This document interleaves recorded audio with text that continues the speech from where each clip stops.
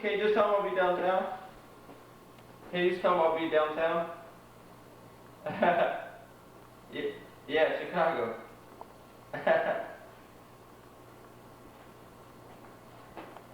Oh, okay, yeah.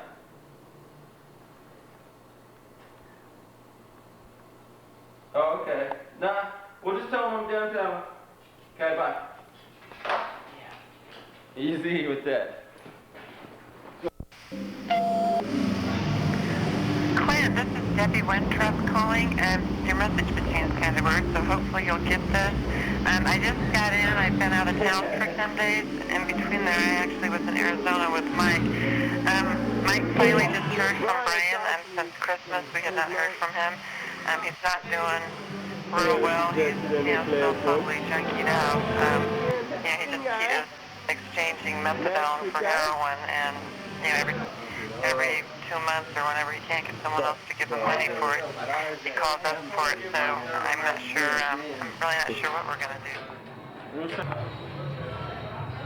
Another thing about Bernie, man, if I ever see his punk ass again, I'll kick it. Your mother. It's mine, dude. Is it? Yeah. Is it? No.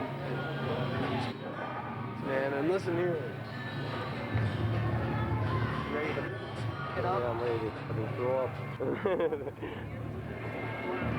Yeah. Rock, Chicago! Look at the beautiful theater. Dude, this is the baddest theater I've ever seen. Childhood memories are constantly haunted. Stories you should never know will never believe. Flashbacks they play and they stay in my loop. I entertain my street weekly to get those bills, but I don't sleep.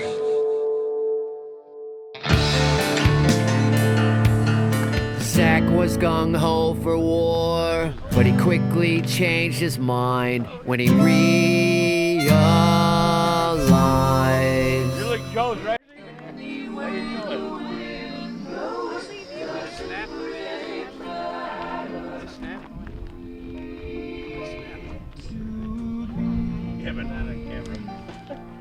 No, he knows better than fucking some dude. Dude, I've known this guy for 2 years. Just killed a man. Oh my God, now. You told me to be patient. You told me to be kind.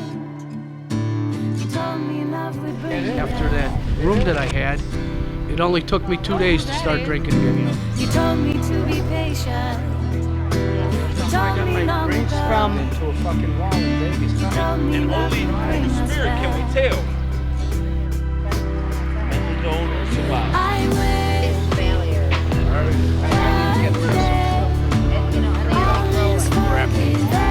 It's going to be like 30 degrees tonight. Saturday night church site shut down because, from what I hear, there are no volunteers. straight on to his back.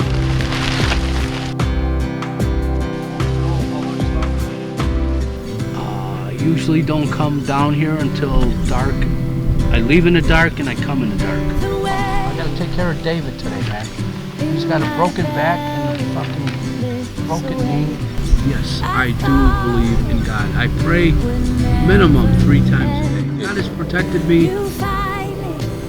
God. I've been in 2 comas already and stuff, you know. Yeah, no, God has left me on this earth for a reason. Do what we gotta do, man. You told me to be kind. Come on here. You told me love would bring me back.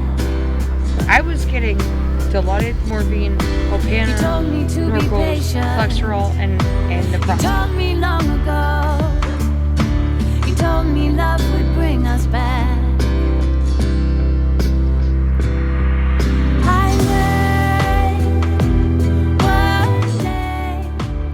All is forgiven. I hope you use your difficult past to make a difference in the lives of others.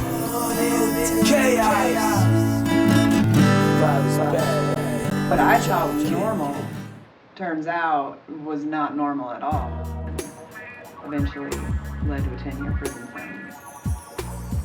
At that point, I didn't really believe that there was a God, but if there was one, I was praying that that one hit would be the last one. That one shot would be the last one. But I would see these people and it's like, how are they laughing? How are you happy? How do you like yourself? How do you like your life? I don't understand, and I hated them. But at the same time, I wanted what they had. That was one of the things that made me realize that maybe there is a higher power somewhere.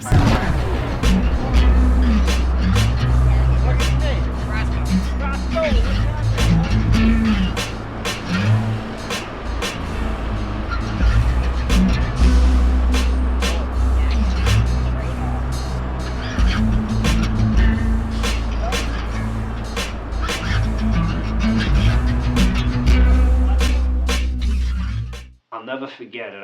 I used to catch the bus. I went to school in Queens, in Jamaica, Queens, in New York, and I used to catch the bus right across the street from the building that went down in. And it happened on a Sunday. It was a Sunday evening. Monday when I went back to school, I had to get on that bus. Now this guy lived right in that apartment building. When I got on that bus, I'll never forget it. I knew everybody knew what happened. I knew it. There was no question in my mind that everybody knew what happened up in that room. That was the point at which I turned inward.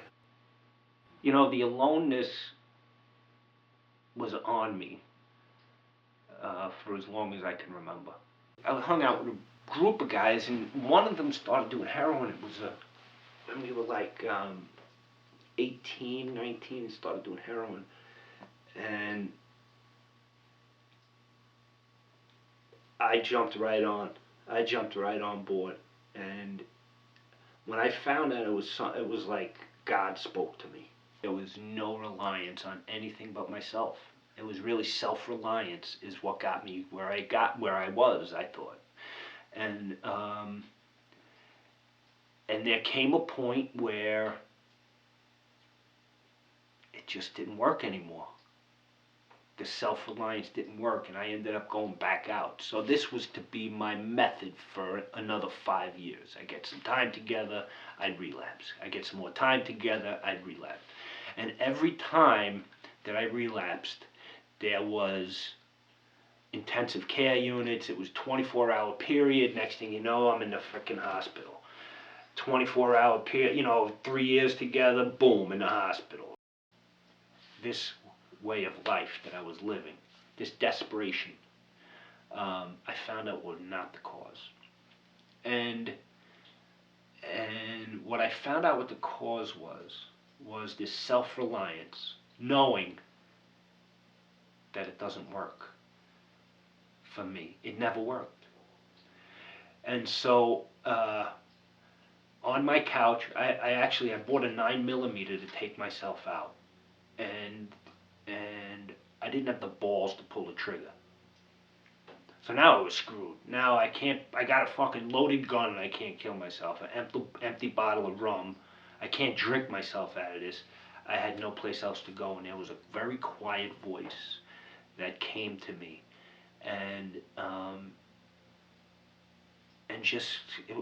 I cried out. Before that happened, I was crying out to God.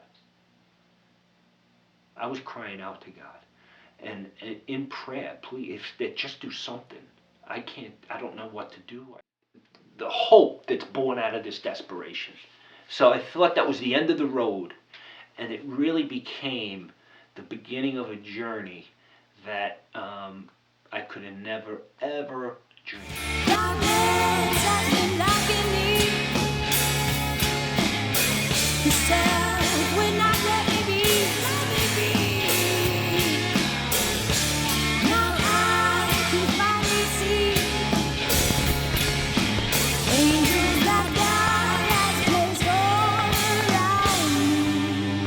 This is a good topic to start with because both me and Jay were both sexually assaulted. Both of us attend our issues of drugs and alcohol because of the pain, shame, and guilt of that. That's not a cop-out, that's just the way it is.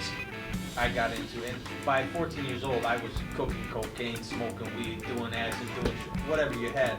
I was gonna get good at it. Well, I didn't know that playing with it was that big of a. So I became full-blown robbing houses, all that stuff at a very young age. I went to jail for robbing houses at a young age. This cop, Officer Haas, had arrested me multiple times. I called him on the phone and I said, hey, because it came to me, hey, you're doing all this stuff because you want to portray this image, you know, that you're the baddest, most violent person in the world because you don't want people to know what this guy did to you, right? So I called him and he goes, was his name Denny Porter? Okay, still alive too. I said his name. That's okay. And he goes, I go, yeah. He goes, yeah, he molested my friends when I was a kid. He goes, how old were you? I told him, he goes, there's nothing you can do about it. I would go in the hospital. I was going to stay sober. I'd get out, I'd be back in the hospital. The last year of my life, this South Street out here, I think it's 10 times I was in there. Every time I was in there, I was like, I'm done, you know. And I'd be right back in there in a couple days. How many times did you say to yourself that you were done and you believed it in your Every heart? time. But the very next day? Every time.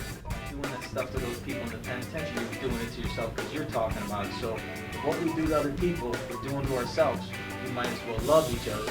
You know, love other people because we'll be putting love back in us. Days and climbing my past, I'm never mind. It's been a lifetime.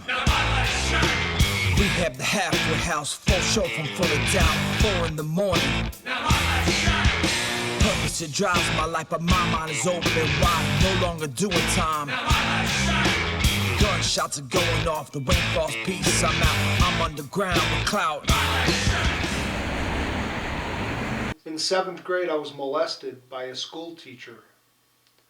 Less than a year later, I started drinking alcohol and doing drugs. I remember being in the county jail. One night, 10 o'clock news came on and the local segment of Crime Stoppers came on, and there I was on Crime Stoppers. And the deck had 60 people in it, and all of a sudden I had a standing ovation. A loud thunder of clapping and laughter, like I was a celebrity. They were celebrating my stardom. I made the news. I sunk to an all-time low. Demoralized and absolutely appalled that that's what my life became. That night in my cell, I broke down. I broke down and I surrendered. And the only person left in my life to surrender to was God. I can't tell you what happened. I can't specifically put my finger on a white light experience.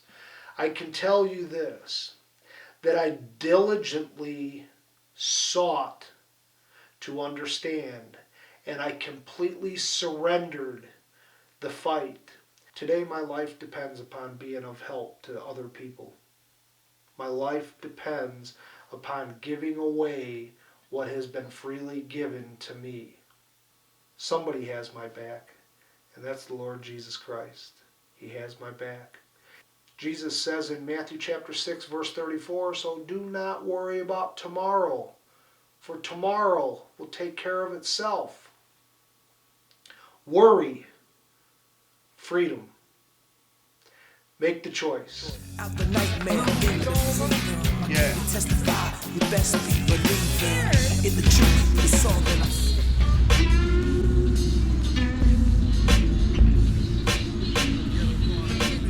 I need to get him out. How fast can we move on this? What can I do? Because you have to understand, he's in jail, so his phone conversations are limited. Tell me what I can do. Sure. Okay, thank you so much. Thank you. Thank you. Thank you. I hope I don't get lost. Sure. Thank you. So we got a bed for this kid, man. This kid's been sitting in jail. He's going to go to the gateway up in Lakeville. But he's just been sitting in jail and he's not getting no help. This young kid that's in jail had a bunch of scholarships for soccer. He's a gifted soccer player. Because of a sports injury and a bogus doctor, he was given prescriptions to a drug that he shouldn't have been given. And wound up becoming addicted to heroin.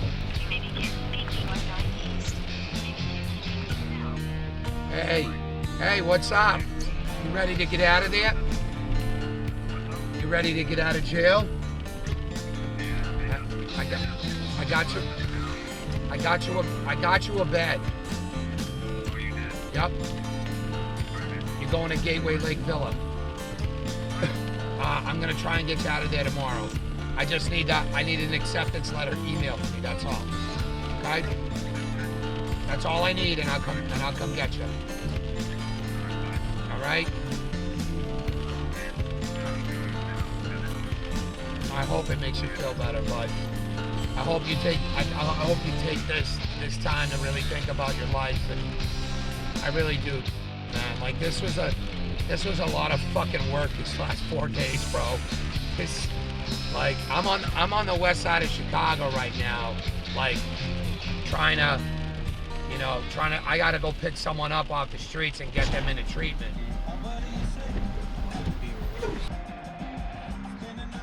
I was originally born in New York. I was born in Montefiore Hospital in the Bronx, February 18th, 1970. We lived in a very impoverished neighborhood in Owensville Mills. And I think it was only about a year that we were there, which our next move was to Boston, was to Massachusetts. We were at this place called Paragon Park, and we were leaving and we were walking, and it was a really small little neighborhood. So everyone knew you. So you either walked, took a bike, walked the beach, or you hitchhiked. And so me and my friend that I was with that night, we hitchhiked, and a gentleman pulled over, and we got in the car and proceeded to my friend's house, and he dropped my friend off, and I lived 2 streets over, and he never stopped. I was fueled by all these feelings and emotions that were raw and I did not understand nor talked about. There was no engagement of talking about it. There was only engagement of acting on it. The very first time that I drank and was drunk, I had found release. My first bit of opiates was Vicodin through a doctor. And I didn't like it really. But what I liked is what Jimmy gave me. Jimmy had given me Oxycontin. I'd had a prescription for Vicodin and traded for Oxycontin. And all of that pain from all those years up until that moment just dissolved away. There was nothing. I didn't feel shame or guilt or rage or anger or nothing. I just felt high. When I couldn't afford the price of an Oxycontin pill at that time, which was expensive to a young man like me, I started committing crimes. And I saw, I saw all these things, all this stuff, and I still didn't think anything was wrong with it. And it wasn't what it was, chaos. Prison life is a completely different world, and you see things that you thought you would never see on the street that you definitely thought you'd never see in prison. And I just, when you visually experience things that are not normal people see, I think that that's what capitulates post-traumatic stress disorder. I struggled so much with paranoia. I struggled with people. My first 2 or 3 months, I just couldn't get a bearing on life. Cars going by, loud noises. I just couldn't get a bearing. And I was struggling with trying to find my way. Struggle. Everything was struggling. I just didn't want to struggle anymore. And I had manipulated myself into thinking I could drink. I got into a high-speed chase with the police, with a gun that wasn't mine, that I'm not supposed to be carrying, with cocaine, which is very taboo. You're not supposed to be doing that. I was in trouble. I was in really, really bad trouble. And I went from a low minimum to Menard Correctional and a year in solitary confinement. Solitary confinement does something to your mind when you are confined to an extremely small space 24 hours a day. I don't know what was happening to me. I don't know if I was losing it, or I don't know what was happening in my head. I would cry in the cell for hours.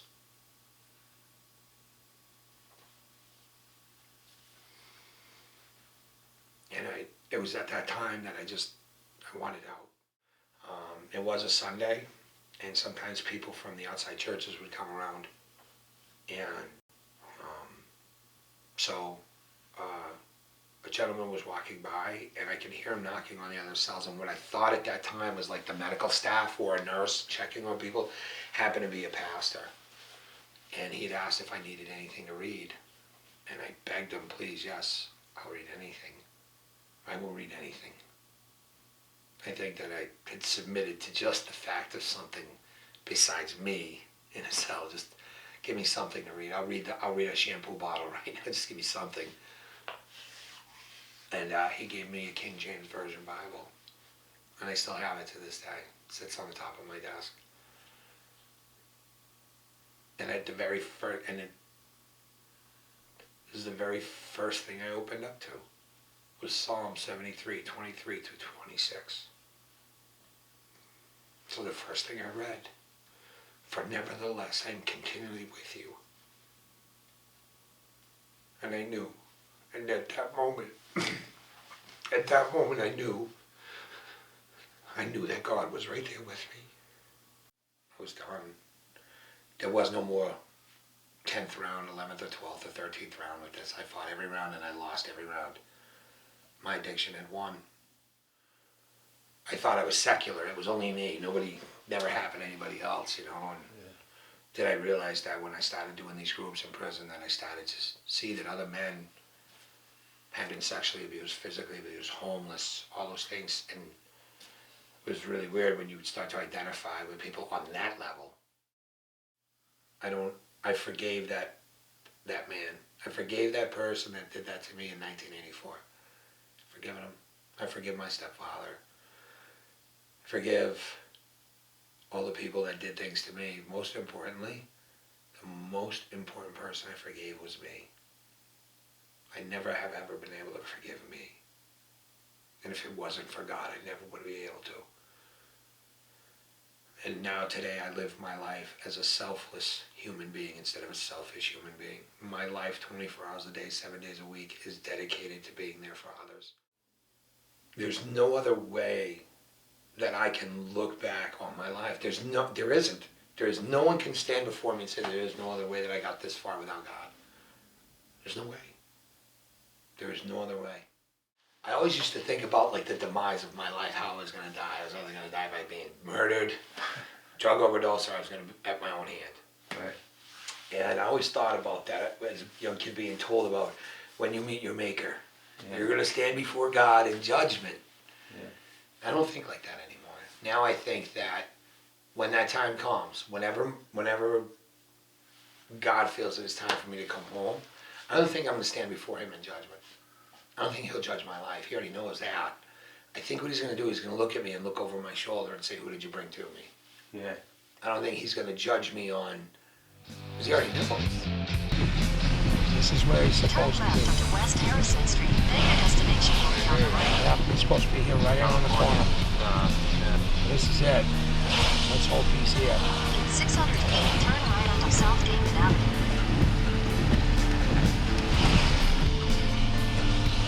In 600 feet, your destination will be on the right.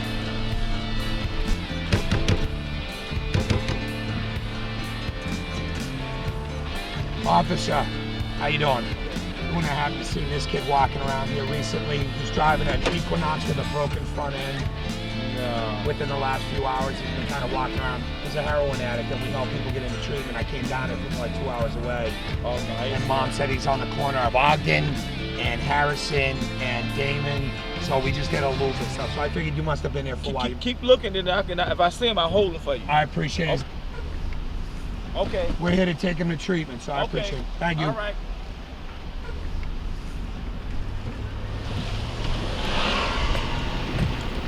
Actually, I bought a 9mm to take myself out. I didn't have the balls to pull the trigger. So now I got a fucking loaded gun and I can't kill myself. An empty bottle of rum. I can't drink myself. There's a hole in my gut that begs to be filled. It's too hurt to not believe in. True cuts can stop the bleeding. Such empty I'm sitting down the alley.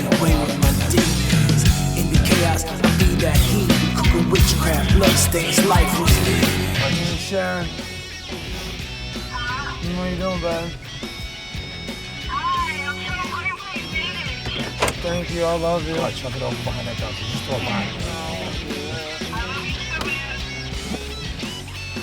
Hold on. He's throwing his work away. He's throwing his shit away. He's throwing his needles. He's throwing his shit away, his needles. His cooker. Okay. All right, I got him. What's up, girl?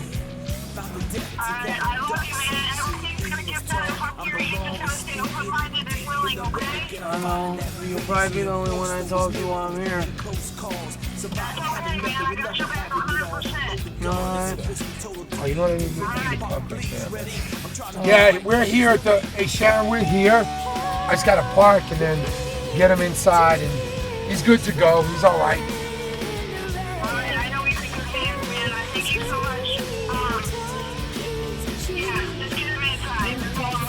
Absolutely, I'm just trying to do like a 3-point start in the middle of downtown Chicago. 3-point fucking turn. Fucking Chinese fire drill. Don't worry about it, Sharon. Don't worry about that. Come on now, that's what we do.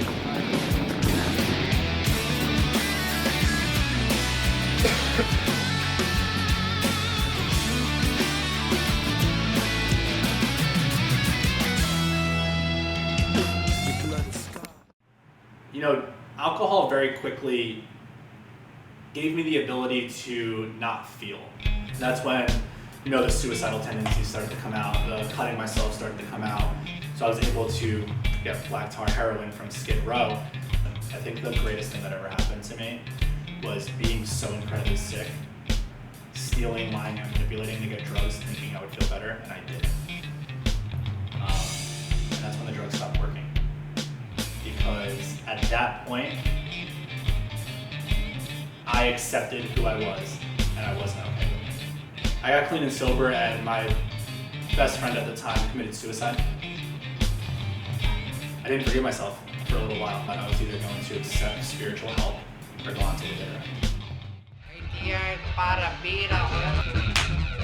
end. One time.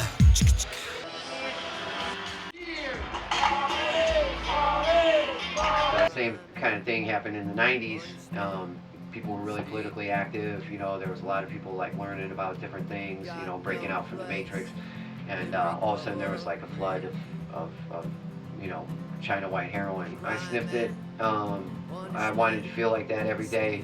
It works as a weapon, you know, like, and so I'd fallen for it, you know what I mean? And I chased that feeling. Analogy, like, you know, the addict or the alcoholic is like out in the ocean, lost and like drowning, and then, you know, like the ocean liner goes by, and that the ocean liner was, you know, that 12-step, you know, program, or my buddy Frank, you know, like throwing me the preserver. I was a staunch atheist, you know, for a long time because of, I would look at all the negative aspects of organized religion.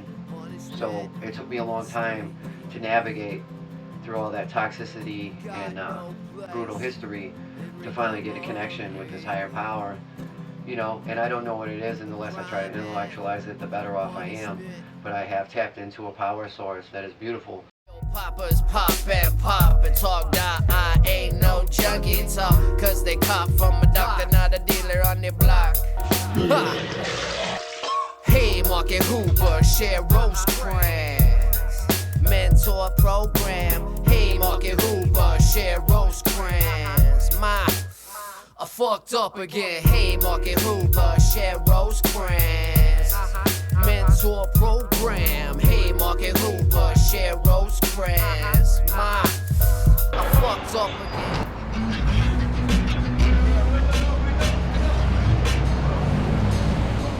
I try to understand my mother, why he's letting me, why she beat me, why she's talking bad stuff to me. My dad, he never going to the school. He never know anything about sexual abuse or anything. I don't feel anything. I hate my mother. My whole life. I hate my dad. I hate everybody. I don't want the people to stay close to me because I don't like it. I feel like they want to hurt me. I feel so terrible, terrible alone. Very alone. So one day, before I go into the big, inside of the big jail, I just pray and I say, Lord, please forgive me. I say, Padre nuestro que estás en los cielos, santificado sea tu nombre. Vea tu reino, hágase Señor tu voluntad en la tierra como en el cielo. Danos hoy nuestro pan de cada día, perdona nuestras ofensas como nosotros perdonamos a los que nos ofenden.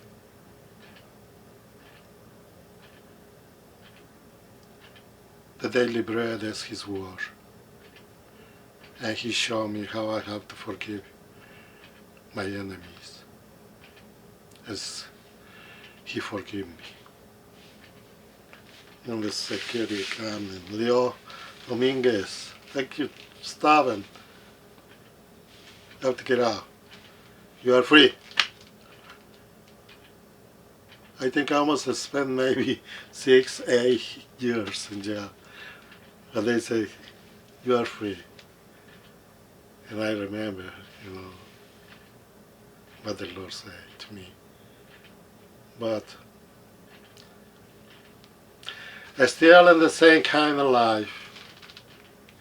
So we started smoking crack cocaine for 5 or 6 days. No food, no sleeping, just drink and drink. And in 6 days I went to the bedroom and I fell. So next day people come from church, the pastors and priests and ladies want to pray for me. And the last person, this lady, I called her, he's the angel from God. And she told me where I have to go. I say, well, she gave me money and he gave me the address and I going to Chicago for rehab for 18 months. 16 hours every day in the Grupo Vida. It's in 48 and Damon in Chicago. I spent 18 months. After 18 months I come to Elgin and I found my friends. I found my friends and they got on the table a lot of cocaine and beers. They say, Leo, do you want a perico? I say, no. What's the matter with you? I say, no, I don't want it. You want a beer? I said, no, thank you. So what do you want? I say, I want to rest. I want to sleep. I take a shower and change my clothes and I don't want to stay there. So I go out, I start walking. I go to put the trucks at the train, go down the Fulton Street. When I go down to Fulton Street to Douglas, I see the door, the glass door, and I see inside is the cross. I say, wow. There's something pushed me.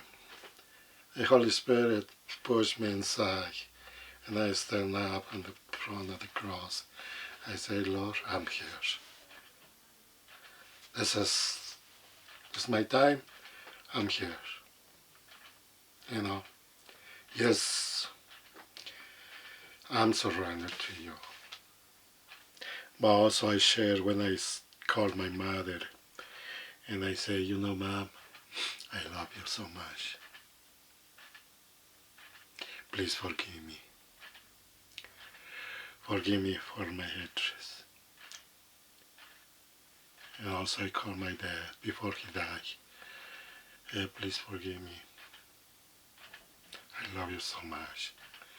And they say, we love you, Leo. When we worry for you. You know how many years and years and years I spent. This is when she pray. Every night, every time, all the time he's praying for me.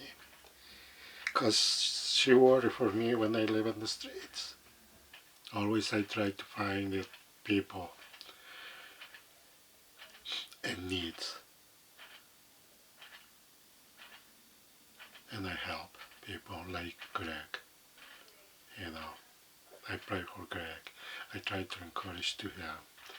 You know, try to say something. You know,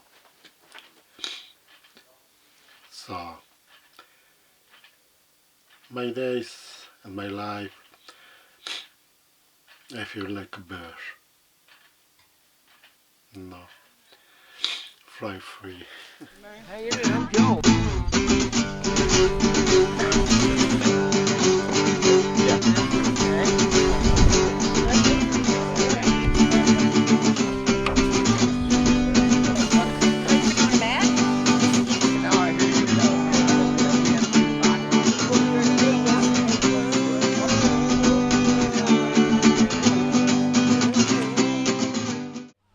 You could join hands together and we could pray, ask for God's blessings over you and over the food that we eat today. Any hurt, hang up, or habit that may be in the way, I pray that you would remove those obstacles in Jesus' name. Bless the food and the hands that prepared it in Jesus' name. Amen. Amen. Thank you, Jesus. And I'd like to say thank you to you guys for coming out and doing this. You really don't know what kind of blessing this is for us.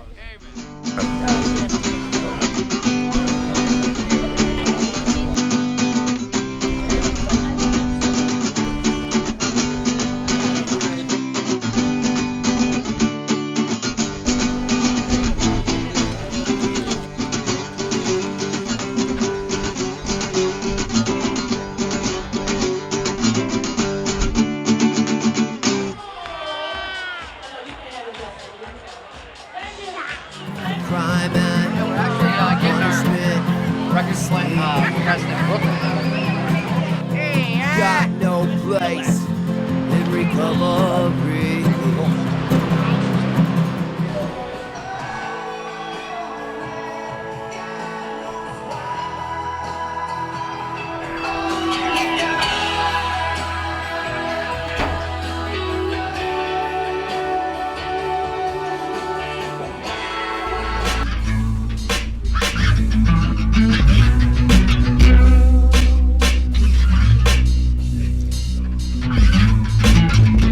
So for me, my life began normal, pretty much like everybody else, middle-class parents, very happy childhood for the most part. And then when I was 8 years old, my father began sexually molesting me. And my life changed in a second and overnight. And I struggled to learn how to cope with it and deal with it. And I always tell people, how can you make sense of the nonsensical? You can't, especially when you're a child, and everything that you knew got flipped upside down. So my parents eventually divorced when I was 12, and we got shuffled, my sister and I got shuffled back and forth quite a bit between parents. Eventually my mom remarried, and my sister and I went to live with my father full time. When I turned 18 and the abuse didn't stop but became worse, I had tried to get out of the house and failed. And my sister was raped on July 4th, and I shot my father that same night. I wound up being charged with first-degree murder, and eventually I went to trial, and I was sentenced to life without parole. It sounds so insane to hear that you found freedom inside prison, but my father controlled almost every aspect of my life, and I finally knew what it was like to sleep in a bed and not be afraid at night. And I would open my Bible to random pages, and each time God tried to give me comfort. You know, it would be, you do not know the plans that I have for you, or something to that effect, and I would just close it and get angry. And I set God aside. And I left my razor in my locker when I would shower. About 2 weeks I lived life this way. And finally I had that come to Jesus moment where God and I had a conversation. He didn't talk back, but I talked to him. So that phone call came Thursday, On Saturday, during count time, when we're not allowed to move, we have to be still, I was summoned to the rotunda, which the rotunda, there's wings, and the rotunda is the central nerve where the officers sit. So I went out to the rotunda. I thought I was in trouble, and the officer went to hand me the telephone, the prison telephone. We're not allowed to speak on the prison telephones. As the recording came over, because they picked up on the other line, all I heard was my public defender, Ellen, say, "Stacy?" That's all I heard. And then the recording kicked in and it played. And then she came back on the line and she said, "Stacy?"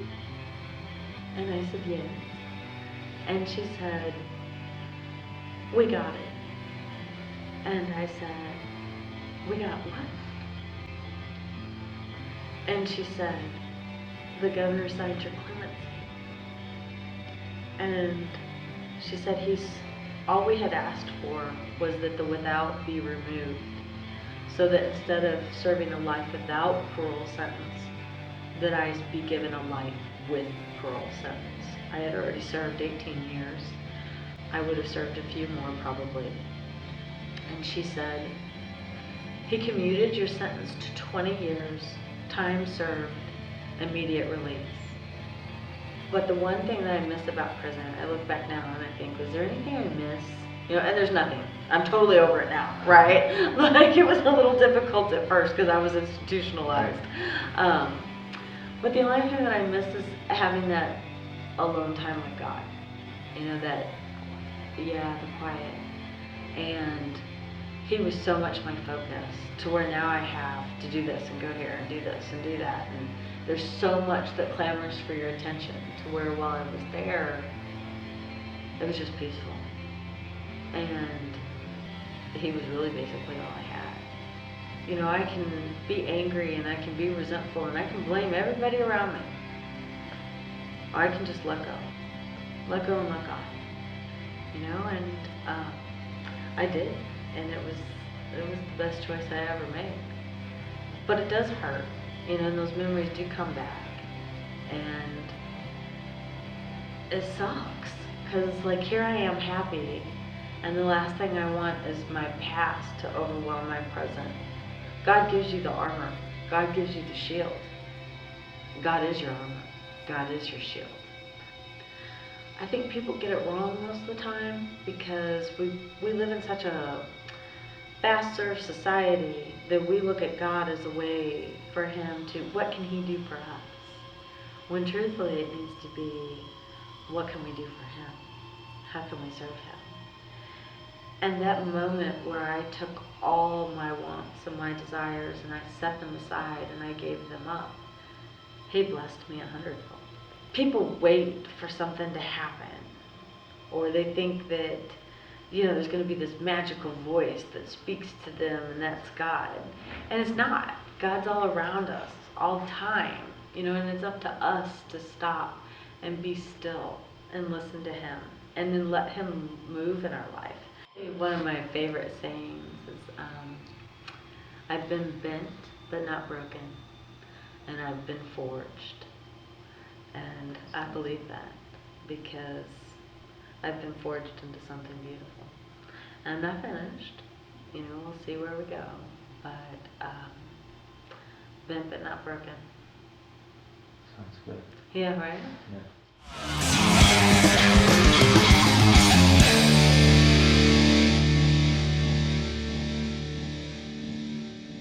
God's grace calmed the hurricane once again. The humble took no photos of a landslide up serene. The father in Centaur, the truth turned to false. More stories they but shit made up for time. I saw what really was going on. What was really going on is I was disconnected from this. You know, so what God had intended for me, like this core of my being, I had layered up with drinking and drugging and delusional thinking and behavior that led to justification and rationalization and lies and shame and guilt. And we're talking years. And I just amassed and just smothered this part of who I was who I think everybody is, if they get in touch with it. That's just good. That the 12 steps that they use in 12-step recovery transcends all sorts of cultures and spiritual. It's a commonality. It's about helping me to get back to this so that I could be of use to others. Really what's happened is that, I've gotten to have the opportunity to be, I think, what God intends me to be. I wouldn't believe it until I actually got blessed and I got prayers answered.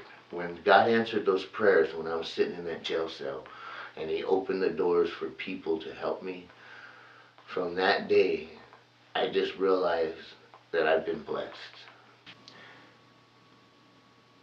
God's given me I don't have to live like that no more. I don't have to live in, being worried and shame. Shame always killed me. I was always a shameful person for the things I did to get what I needed. Now I don't have to live like that. I don't worry about. I know I ain't out to hurt nobody. I'm out to help people now, which is a totally 180-degree turn. For a long time, the world was out to get me. And, it was always a series of unfortunate events, bad luck. I found myself kept landing in and out of jail. I did a lot of bad shit, man, to a lot of nice people. Walking at 4 a.m. with not a penny in my pocket, people are out going to work. Those are not the dark places. The dark places are sitting alone, the feeling of if this is all it is, then what's the point? You'd said that you got lucky, man. You fell into some good people at the right time. God placed you in the right spot. If it wasn't for some people that God placed in my life, I'd be on the streets for dead. That's a fact. Romans 8:31 says, so what shall we say about these things? For if God is for you, then who can stand against you? And that's how I feel today. Started shooting dope when I was 13, and I did that to the age of 42. Drugs and alcohol worked for a really long time for me, changing the way I felt, right up to the point where it didn't.